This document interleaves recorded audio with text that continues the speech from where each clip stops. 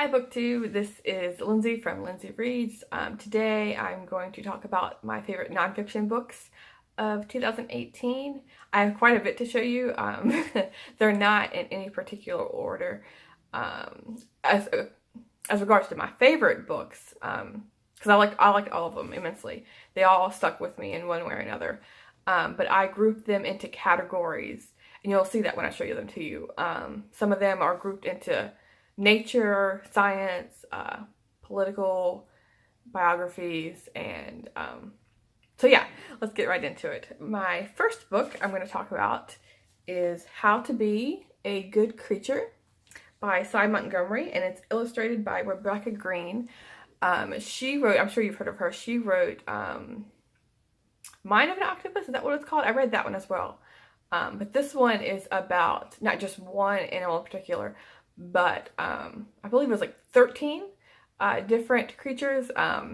There's dogs, pigs, weasels, even spiders. And I chose this book because it brings a smile to your face, to my face at least. It really brings the characters in the story to life. Let's see. So yeah, it's 13 different animals, and just broken into 13 different chapters, and it's about all these animals, how they cross paths in her life. Of course, you know, a lot of us grew up with like dogs or cats, but one story in particular that struck me was her essay on, or her memoir, I guess you'd say, of her studying emus in Australia. And how, like, I had never really considered them, you know, as having, you know, distinct personalities. Of course, all animals have personalities, but how she was just enamored by, there's 3 emus, and her just, like, that kind of sparked her love of exploring other animals, in the biology field. And another one that really got to me was her essay, or her moments with spiders. I am not a bug person by any means, but her chapter on spiders just like made me want to really reconsider them. I think it was like red tipped or pink tipped or ballet tipped, something, some kind of like a spider with like these like pink tips on their legs, and there's even a picture of them, and like, it just, the way she talks about these animals makes you really just want to reconsider them as like really like precious, unique animals.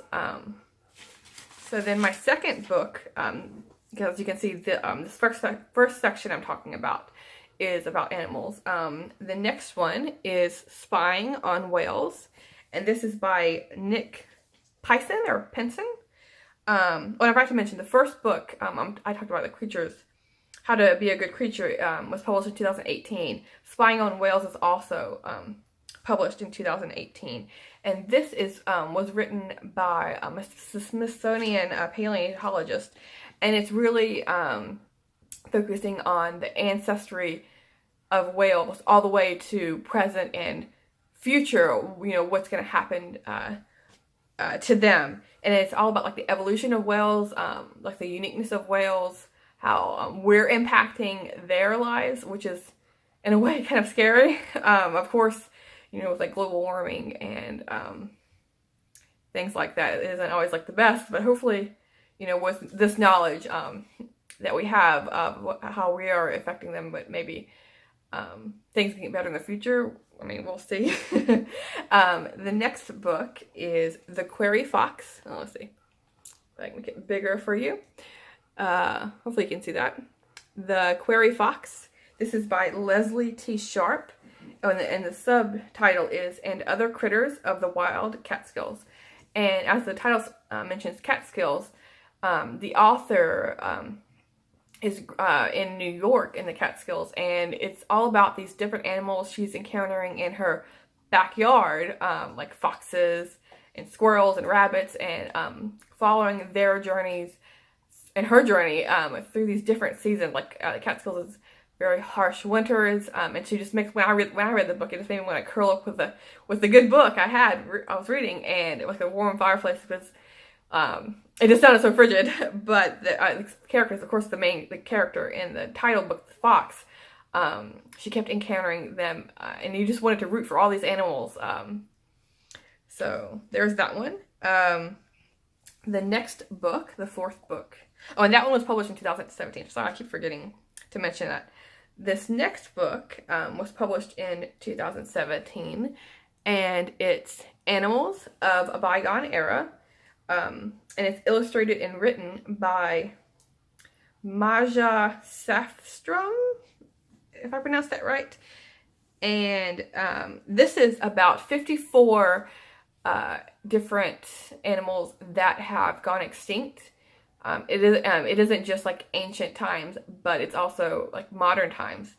And this one was really cute. It brought a smile to my face because it just had little snippets of some of the characteristics of these animals. I wish I could show you some of the drawings, but I got this book from the library, and I don't have a copy of it anymore in my possession. My possession. But you should really check it out. It's like each page is a drawing of a different animal, like I said, with different characteristics, and it just makes you want to dive into reading a book about every single one of these animals. So let's see. The next book is One Day on Beetle Rock, and this is by Sally Carriger, and it was illustrated by Carl Dennis Buell, and it was published in 1944. And this is about Sally's time spent in the Sequoia National Park. She spent 7 years there, and it's each chapter is a different animal's perspective at this Beetle Rock, and it includes like weasels, deer, grouse. Let's see, what else did it? Let's see, a coyote. So it's all like their different perspectives, and interacting with the animals like prey and the predators at the Sequoia National Park. And I actually live in California, and this makes me, I've never been to Sequoia National Park. I've heard of Yosemite, of course, I've been to Yosemite, but the Sequoia National Park is like right below that, and I really want to see this rock in this area. And it really makes me want to pay more attention when I go on hikes and trails to see if I can find, or not see if I can find these animals, not all of them, but just be able to see, pay closer attention is what I want to say. Pay closer attention to my surroundings, and just observe the nature. Okay. So, let's see, the next book, we're moving from animals to insects. This is Never Home Alone by Rob Dunn, and it's From Microbes to Millipedes, Camel Crickets and Honeybees, The Natural History of Where We Live. And this one was published in 2018, and it made me really think about my home. I'm like, because he was talking about how like he had studied many different homes, and he's talking about all homes, no matter how clean we think our home is, how I think we've debugged our homes and apartments. You never get them all. And in fact, this book points out that you don't really want to eliminate all of the critters in your home because they're really beneficial. Some of them. It talks about how like spiders can help keep away some of the unwanted bugs, and so you actually want to keep them in your home if possible.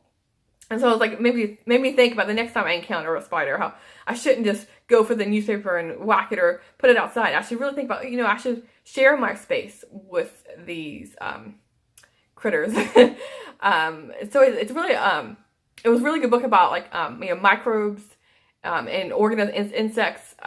So yeah, I would check that one out. It's like more like a science study, but really well written. Okay, so the next book next two books really, is Carbon Ideologies. The first one in the set is No Immediate Danger, Volume 1.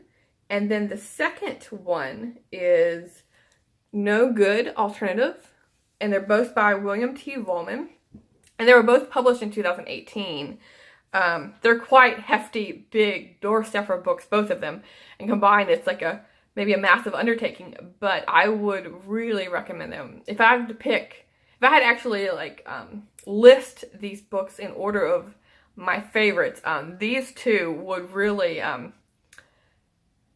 top the list for the most staying power with me. Even like day to day, I sometimes come back and think about these books. The way it's written is it's just great.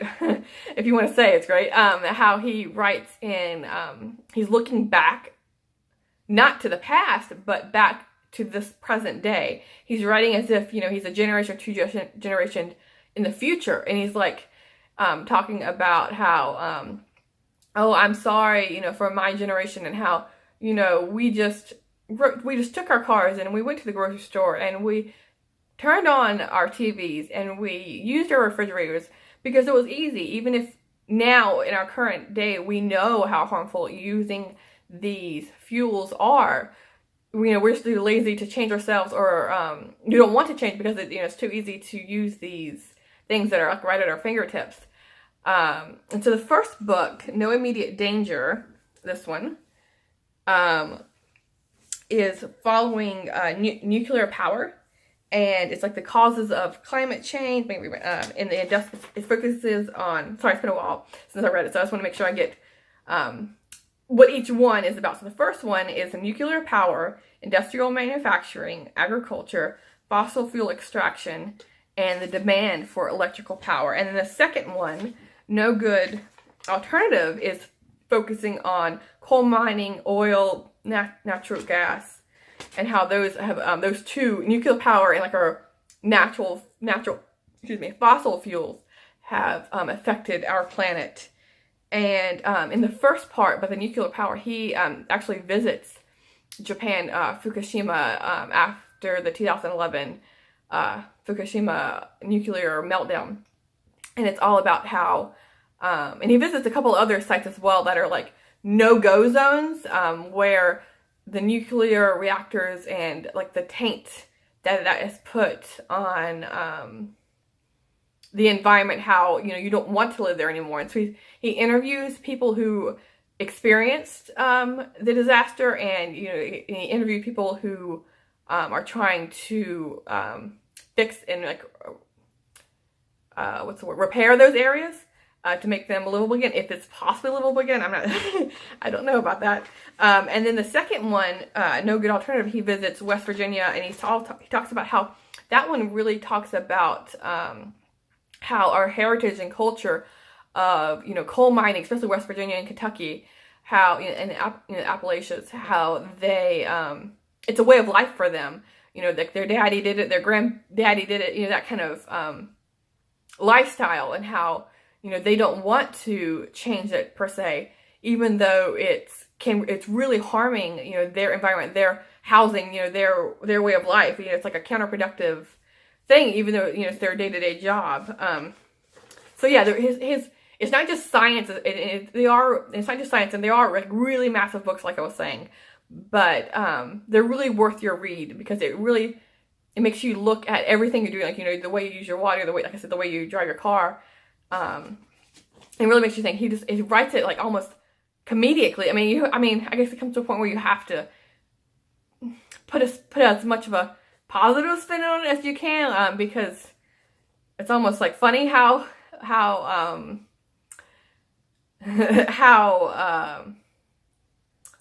what's the word? It's funny how much damage we have done in such a short period of time, is what I want to say. Okay, so then kind of tying in to that one is Big Ones. This is another one about natural history. It's Big Ones, how natural disasters have shaped us, and what can we do about them. And this is by Dr. Lucy Jones, and she is a seismologist of U.S. Geological Surveys. And this book is all about natural disasters and how they have shaped our planet in the past, and how they are affecting us in the present and the future, and how to prepare for them, because no matter what, you cannot prevent them. They are going to come, and with the global warming, it's only going to be more prevalent and more common to have these massive disasters, with earthquakes, flooding, and things of that nature. And so she, in this book, The Big Ones, she's talking about Pompeii, Hurricane Katrina, the California floods. Like I said before, I live in California, and I had never known about this massive flood that happened in the 1830s. And so it's just, she's like, it's all about like studying the past to figure out how we, how we were reacting correctly or how we weren't doing things to prepare, or after those disasters, how to better prepare ourselves for the future. So she actually takes like a positive twist on this, because she's all about bringing the community together to prepare for these disasters. Okay, so I'm gonna move from nature and natural disasters to biographies, and this next one is Song in a Weary Throat by Polly Murray. And I read this one on audiobook. It was narrated by Allison Johnson, and it was published in 1987. And this is all about her life and how she contributed to the civil rights movement. She was born, I think it was 1910, in North Carolina, in a very impoverished, segregated community, and how she made her way to New York City, graduated from Howard College, and she, it was really a struggle to get her into college, and then how she went all the way up, bachelor's degree, master's, and so on, and how she, this like small town girl, made her way to influencing and being in contact with Eleanor Roosevelt, for example, and how she really played a part in the passive resistance, helped develop the passive resistance, like instead of like Malcolm X, more of like the Martin Luther King way of protesting. And then I have another biography I want to talk about, and this one is Zelda by Nancy Milford, and this was published in 1970. And I had read The Great Gatsby twice, so I've read it twice so far, and I've never been a huge fan of Fitzgerald, but I heard a lot of good things about this biography, and so I decided to pick this one up. And Zelda is such an interesting character because she's kind of like an enigma. We don't really know that much about her, like, what they're because, we often find, like, or at least I do, the Roaring Twenties just fascinating, and like, it's like all for a good time, live high, or you live this high quality of life. Well, not high quality, high fun time of life. But how it all came crashing down for her and her husband. It's about how she grew up in Alabama, and then she was like a Southern beauty pageant type of girl, and then she went out to New York, met Fitzgerald, and how she met all these famous authors. And then most of the book follows her relationship with Fitzgerald, and how she also had mental illness, and how Fitzgerald really contributed to that, not in a good way, because he would take snippets of her conversations, her past, her life, her letters, and would put them in her novels. And so it made me really question his writing, the books. Like, I want to go back and read them to see all of her influences in the writing. And then it from her relationship with him, it goes on to talk about her battle with mental illness and going in and out of like psych wards, and basically how Fitzgerald was happy to put her in these mental wards, so he would kind of free him from the drama of their relationship. And so if you're interested in like the Roaring Twenties or Fitzgerald or their relationship, give this one a go. Okay, so let's see. The next one is, we're moving from biography to political nonfiction. This one is Beautiful Country, Burn Again, Democracy, Rebellion, and Revolution by Ben Fountain. And this one was published in 2018, and it follows the campaign, and I'll read my notes to you. It's all about how he follows the campaigns from the beginning. In Ohio, for example, in the convention floor, guns were allowed.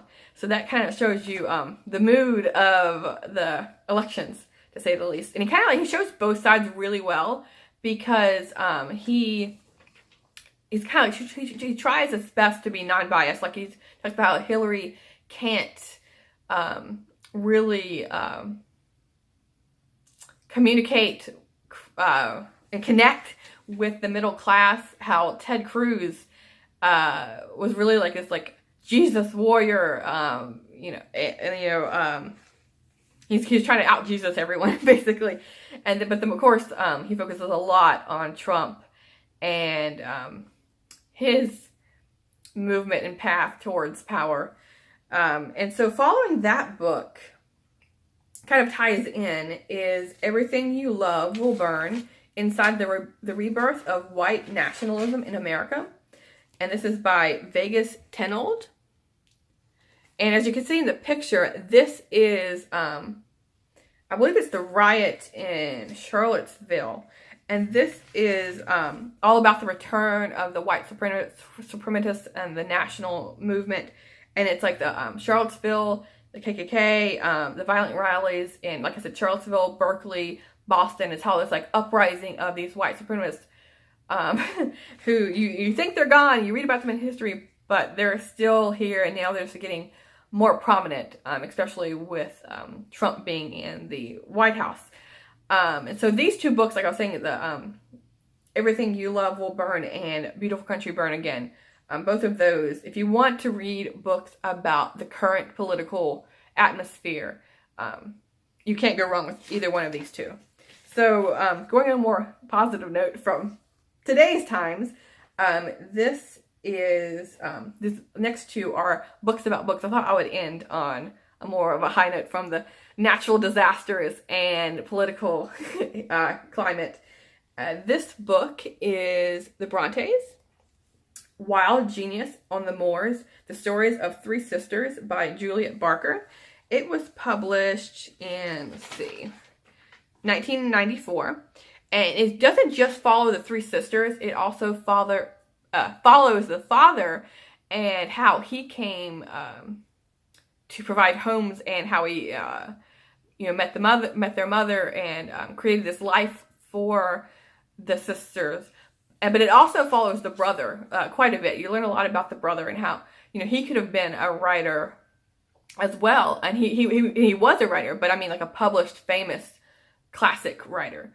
But how he battled alcoholism and drugs, and kind of went to the wayside from his goal of being a famous writer. This book was really interesting because, I mean, I've read books by all three of the Brontes. The only thing left I have to read are Charlotte Bronte's lesser known books, but all the other ones I've read, and it really showed the sisters in a new light for me. It showed Charlotte Bronte how she kind of she pushed her sisters into publishing. They didn't really want to, but she kind of forced them to.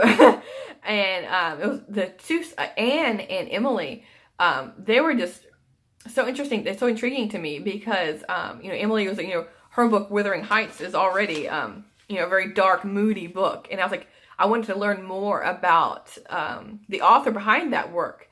And it was really interesting because Anne and Emily, they had started writing their own children's books, not children's book, but they had started writing in childhood their own story lines from a young age, and that same story, the same characters, that world, really the world they created in their childhood, they continued to write and create more and more of this world all throughout their whole entire life, from the childhood, teenage years, adult years. They were still writing on this one storyline, basically. And so that was just fascinating to me to read about, and how the author of this book, Juliet Barker, talks about how Wuthering Heights is really just kind of taken from that world. So yeah, if you want to learn more about the Brontes, then you can't go wrong with this one. And then the last book I'm going to talk about as I give my enormous list on books I read in 2018, is I'd rather be reading, hopefully you can see that, I'm not sure if you can see the glare. I'd rather be reading The Delights and Dilemmas of the Reading Life by Anne Bogle, and I listened to this one on audiobook, and it was actually narrated by Anne Bogle, and this one came out in 2018, and it's all about the reflections of the reading life, as as the title says. She captures, the love of reading. It's like little essays she's in this book. It's little snippets of her opinions on reading, and how we can hoard books, how it can impact our lives, how we impact our lives in good and bad ways, of the bad ways of neglecting the social gatherings to finish that book. I'm sure we've all been there, where just one more page, I'll get to you in a second, I just need to finish this book. So yeah, I mean, if you're watching this video, I'm sure you love books, and you can't go wrong with this one. Yeah. I can identify with every single word on this page, basically. And I've seen a couple other booktubers talk about this book. So yeah, please pick it up. So yeah, these are my favorite nonfiction reads of 2018. Let me know if you have heard of any of these, or if you read them, or maybe I've sparked your interest in wanting to read them. So yeah, I'll see you soon, BookTube. Thank you.